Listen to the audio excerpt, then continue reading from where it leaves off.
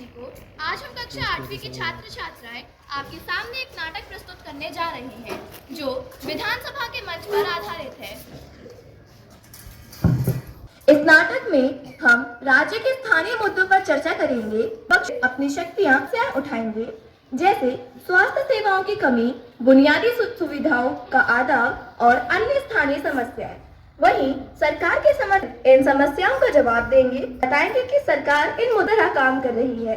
इस नाटक से हम यह समझने की कोशिश करेंगे कि किस प्रकार विभिन्न पक्ष अपने अपने दृष्टिकोण से जनता के हित में काम करते हैं। आइए इस नाटक को शुरू करते हैं। शांति शांति शांति। सभी से निवेदन है कि कृपया अब शांति बनाए रखें।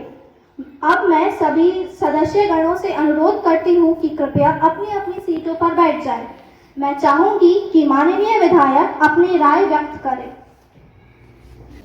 मेरे निर्वाचन क्षेत्र अखंड गांव में पिछले 3 सप्ताहों में डायरिया के कारण 15 मौतें हुई है। मुझे लगता है कि यह शर्म की बात है कि यह सरकार डायरिया जैसी साधारण समस्या की स्थिति को नियंत्रित करने में सक्षम नहीं है, जबकि खुद को प्रौद्योगिक का चैंपियन मानती है। मैं स्वास्थ्य मंत्री का ध्यान इस ओर आकर्षित करना चाहूंगी कि स्थिति को नियंत्रित करने के लिए तत्काल उपाय किया जाए। माननीय महोदय, मेरा सवाल यह है कि सरकारी अस्पतालों की हालत इतनी खराब क्यों है? सरकार जिले में उचित डॉक्टर और अन्य मेडिकल स्टाफ की नियुक्ति क्यों नहीं कर रही है? यह भी जानना चाहती हूँ कि सरकार इस स्थिति से निपटने के लिए क्या योजना बना रही है, जो बड़ी संख्या में लोगों को प्रभावित कर रहा है और फैल भी रहा है। यह एक महामारी है। धन्यवाद। माननीय महोदय, मेरे विधानसभा क्षेत्र टोलपट्टी में भी पानी की बहुत कमी है। महिलाएं पानी लाने के लिए 3-4 किलोमीटर दूर जाती हैं। पानी की आपूर्ति के लिए टैंकर भी लगाए गए हैं।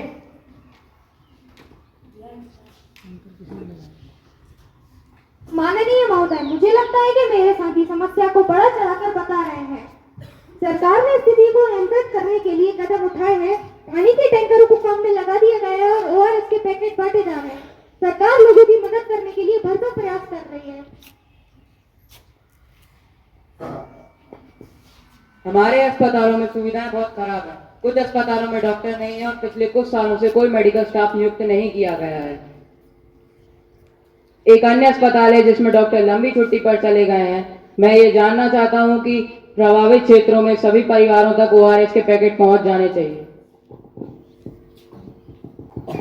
अब मैं स्वास्थ्य मंत्री को संबोधित करने के लिए आमंत्रित करना चाहूंगी। माननीय महोदया, मैं सभी पक्ष और विपक्ष के नेताओं को बातों को सुनकर इस निष्कर्ष पर पहुंची हूं कि सरकार पर लगाए जा रहे हर आरोप गलत है। हमने ORS के पैकेट भिजवा दिए हैं। प्रत्येक गांव में पानी के टैंकर भेजे जा रहे हैं। ग्रामीण इलाकों में दवाखाने और अस्पताल खोले जा रहे हैं, जहां पर उत्तम गुणवत्ता के डॉक्टर और दवाइयां पहुंचाई जा रही हैं। सामग्री सही जरूरतमंद लोगों तक पहुंचाई जा रही है और जिन भी लोगों पर हमारे द्वारा किए गए कार्यों का आभास नहीं है, वे हम पर बेबुनियाद आरोप लगा रहे हैं। काफी सारी जगहों पर हमने बदलाव लाने शुरू कर दिए हैं और बाकी जगहों पर हम बदलाव का काम जल्द ही शुरू करेंगे। मैं मुख्यमंत्री जी से पूर्ण सहयोग और फंड की उम्मीद करती हूँ। धन्यवाद। अब मैं मुख्यमंत्री को सदस्यों को करने के लिए आमंत्रित करती हूँ। मुझे लगता है कि हमारे स्वास्थ्य मंत्री सही हैं। लोग स्थिति को बड़ा चढ़ाकर पेश कर रहे हैं, लेकिन मैं अपनी तरफ से यह वादा करती हूँ कि मैं इन सभी चीजों का व्यक्तिगत रूप से ध्यान रखूंगी। मैं सुनिश्चित करती हूँ कि क्लिनिक, अस्पताल, डॉक्टर, दवाइयाँ, ORS और सभी आवश्यक चीजें उपलब्ध हों।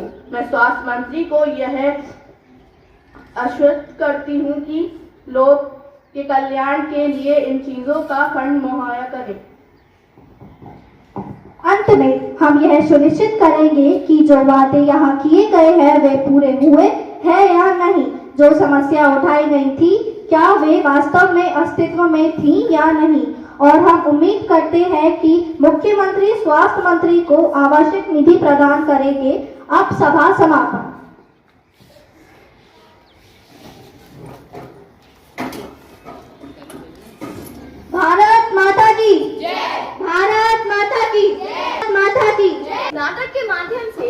हमने यह दिखाने की कोशिश की विपक्ष और सरकार दोनों का एक महत्वपूर्ण स्थान है। जहां सरकार जनता की भलाई के लिए काम कर रही है, वहीं विपक्ष का यह कर्तव्य बनता है कि वह शासन पर नजर रखे और जनता की समस्याओं को उजागर करे। यही लोकतंत्र की ताकत है। विभिन्न दृष्टिकोण और विचारों का आपसी संवाद, विपक्ष और सरकार दोनों मिलकर ही राज्य और देश के विकास में योगदान कर सकते हैं। हमें यह समझना चाहिए कि जनता की आवाज सुनना और उनकी समस्याओं का समाधान करना हर सरकार और विपक्ष का प्राथमिक कर्तव्य बनता है। धन्यवाद। आप सभी का दिन शुभ एवं मंगलमय हो।